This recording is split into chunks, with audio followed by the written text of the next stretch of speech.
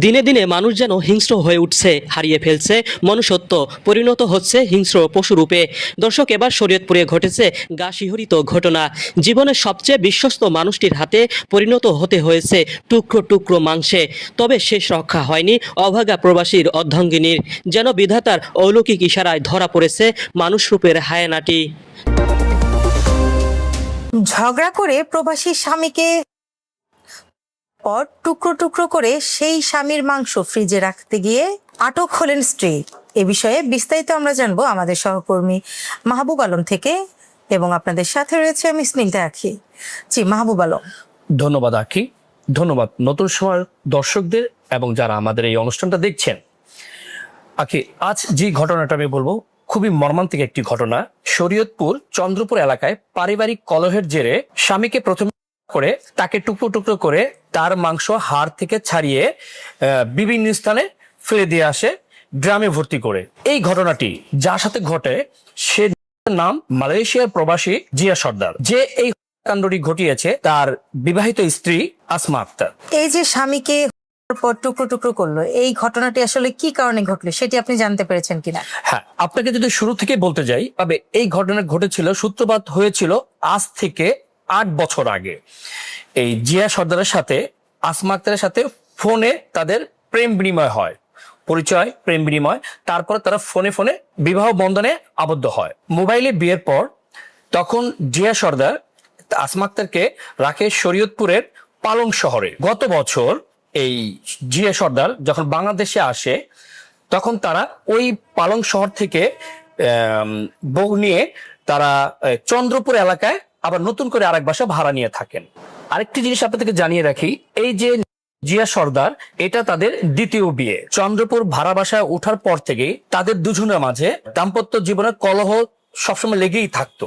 গত মঙ্গলবার 12ই মে রাতে এই স্বামী স্ত্রীর মধ্যে মানে বাদ বিতর্কের সময় একসময় ঝগড়া বিবাদ লেগে যাওয়ার পরে আসমা আক্তার তাকে দরজার পিছনে থাকা একটা রড দিয়ে জিয়া সর্দারকে মাথায় আঘাত করে। কিন্তু আসমা আক্তার আঘাত করার সাথে সাথে জিয়া সর্দার মাটিতে লুটিয়ে পড়ে। তৎক্ষণাৎ যে প্রাণ চলে যাবে এটা আসমা আক্তারের জানা ছিল না। যখন দেখতে পেল যে তার স্বামী, তখন সে কি করবে? সারা রাত পাশে বসে নানা রকম চিন্তায় মগ্ন ছিল, কি করা যেতে পারে। তখন কোনো কুল কিনারা না পেয়ে সে ঘরে থাকা ধারালো ছুরি দিয়েই তাকে টুকরো টুকরো করে ফেলে। এক পর্যায়ে তার হাড্ডি থেকে মাংসগুলো আলাদা করে ফেলে। হাড় এবং মাথা একটি ড্রামে ভরে পদ্মার পর নড়িয়ার এক জায়গায় ফেলে রেখে আসে, আর কিছু অংশ আটং এলাকার বৃক্ষতলায় ফেলে আসে। যে মাংসগুলো ছিল, যে মাংস ছাড়িয়েছিল, এই মাংসগুলি সে একটা সিএনজি ভাড়া করে মাংসগুলো সে যে আগে ভাড়া থাকতো যে পালং শহরে, সেই পালং শহরে সে আগের ভাড়াটিয়া বাসায় সে ফ্রিজে রাখার জন্য নিয়ে যায়। কিন্তু মানুষ পচা গন্ধ, এই পচা গন্ধে যাদের ঘরে এই মাংস মানে ফ্রিজে রাখতে গিয়েছিল, কিন্তু তাদের মানে যখন উৎকট গন্ধ বেরোচ্ছিল তখন তাদের সন্দেহ অনুযায়ী সে প্রতিবেশীদেরকে জানায়। তখন প্রতিবেশীরা এসব দেখে তখন 999 ফোন দিয়ে পুলিশকে জানায়। তাৎক্ষণিকভাবে পুলিশ ঘটনাস্থলে এসে এই আসমা আক্তারকে আটক করে। আটক করার পর তাকে জিজ্ঞেস করা এটা কিসের মাংস, কিন্তু আসমার মনে তো সে ভয়। পুলিশের কাছে সে স্বীকারোক্তি দিয়েছেন এটা তার স্বামী জিয়া সর্দারের শরীরের কিছু একটা অংশ। পরবর্তীতে পুলিশের জিজ্ঞাসাবাদে সে সম্পূর্ণ ঘটনাটা খুলে বলে যে কি হয়েছিল। তিনি পুলিশকে জানায় এই ঘটনাটা কিভাবে হলো আমি নিজেও বলতে পারবো না, মানে তার জীবনে সে কখনো কোনোদিন একটি পিঁপড়াও সে মারেনি। তাকে যখন নিবিড় ভাবে জিজ্ঞেস করা হয় আপনি আপনার স্বামীর এই টুকরো টুকরো করে যে আলাদা করেছেন, এটা কি আপনি একাই করেছেন না আপনার সাথে আরো সহযোগী হিসেবে কেউ ছিল? পরক্ষণে তিনি জানায় না, এটা আমি একাই করেছি, আমার সহযোগী হিসেবে কেউ ছিল না। আচ্ছা, পরবর্তীতে এই বিষয়ে আপনার সাথে এই জিয়া সর্দারের পরিবারের কারোর সাথে কথা হয়েছে কিনা? পরবর্তীতে এই জিয়া সর্দারের সম্পর্কে একটা ভাই শাহাদাত হোসেন সাইদের সাথে কথা হয়েছিল। তিনি আমাদের নতুন সময়কে জানায় এই জিয়া সর্দার গত 8 বছর আগে এই আসমা আক্তারের সাথে ফোনে প্রেম এবং বিয়ে হয়েছিল। তারপর গত 1 বছর আগে আমার ভাই বাংলাদেশে এসে এই আসমা বেগমকে নিয়ে কোথাও এক জায়গায় ভাড়া ছিল, কিন্তু আমার ভাই যে এই নারীর হাতে হবে সেটা আমরা কখনো আন্দাজ করতে পারিনি। সকালে ফোনে খবর পাই আমার ভাই করা হয়েছে। আমি তৎক্ষণাৎ ঘটনাস্থলে এসে দেখি আমার ভাইকে এই আসমা আক্তার করেছে। আচ্ছা, এ বিষয়ে পরবর্তীতে আপনার সাথে পালং মডেল থানা পুলিশের সাথে কথা হয়েছে কিনা? হ্যাঁ, এই বিষয়ে আমার সাথে পালং মডেল থানার ওসি শালমের সাথে কথা হয়েছে।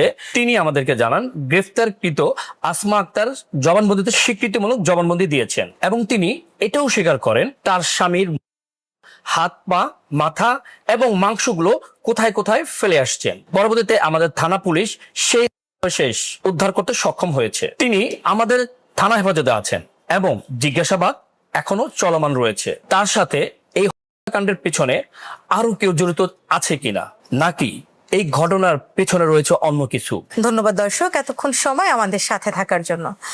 আসলে আজকের যে ঘটনাটি আমরা আপনাদেরকে জানালাম সেটি কিন্তু একটি বিশ্বাস ভঙ্গের বিশাল একটি কারণ হতে পারে। দেখুন, দুজনেরই কিন্তু এটি ভালোবাসার বিয়ে ছিল এবং এটি কিন্তু দুজনেরই দ্বিতীয় বিয়ে ছিল। আসলে বলে না, সুখ যদি না হয় কপালে, সেটা আসলে কোনো কালে গিয়েই হয় না।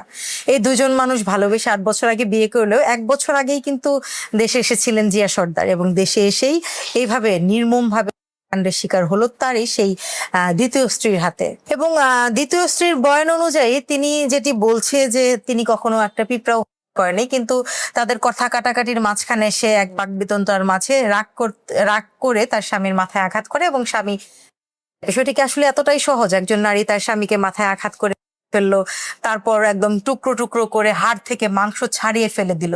এটা কি আপনাদের কাছেও খুব সহজ মনে হচ্ছে? আমাদের কাছে মনে হচ্ছে পুলিশের মতো এর পেছনে রয়েছে অন্য কোনো ঘটনা। তো এই বিষয়ে আরো বিস্তারিত জেনে অবশ্যই আমরা পরে আপনাদেরকে জানাবো। ততক্ষণ পর্যন্ত ভালো থাকুন, সুস্থ থাকুন। আল্লাহ হাফিজ। আল্লাহ হাফেজ।